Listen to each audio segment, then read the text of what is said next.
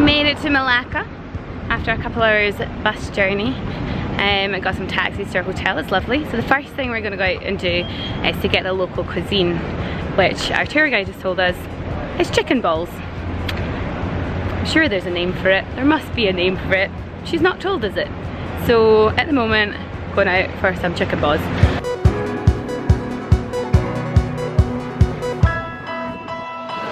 Is this a queue? We've got to queue.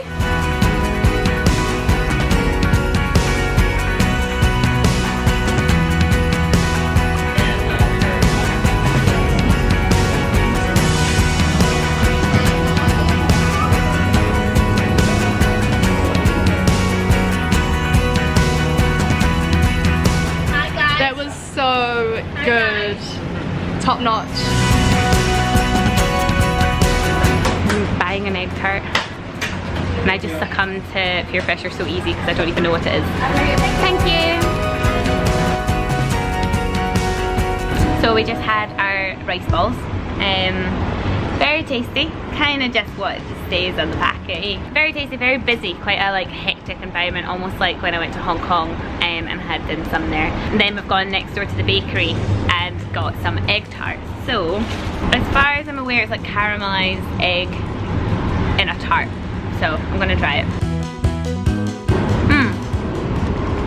Okay, so kind of like a custard bun. And that's how I describe it.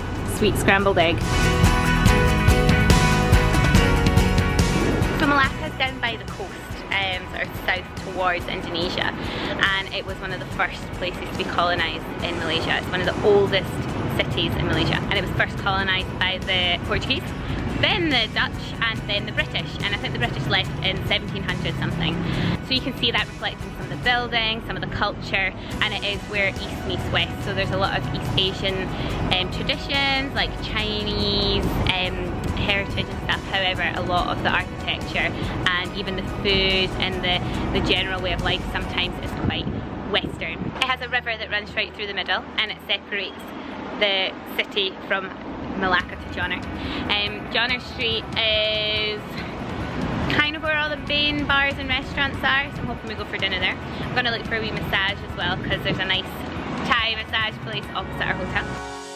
This is worse than the Batu Caves. This is not worse than the Batu Caves, there's like 5 steps. So you think that you're really unfit in these countries because it's so warm and so humid that you can't climb up anything. Oh God, that's ridiculous.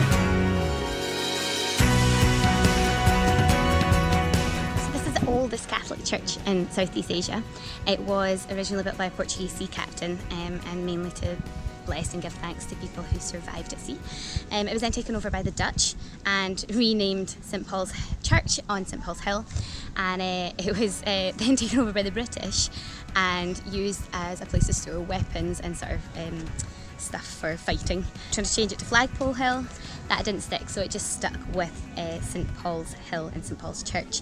However, it's now not used at all, it's just used as a tourist attraction.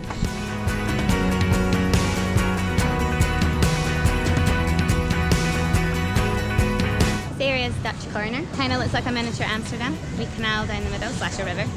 And all the buildings look very Dutch as well. We just went out for dinner in Malacca.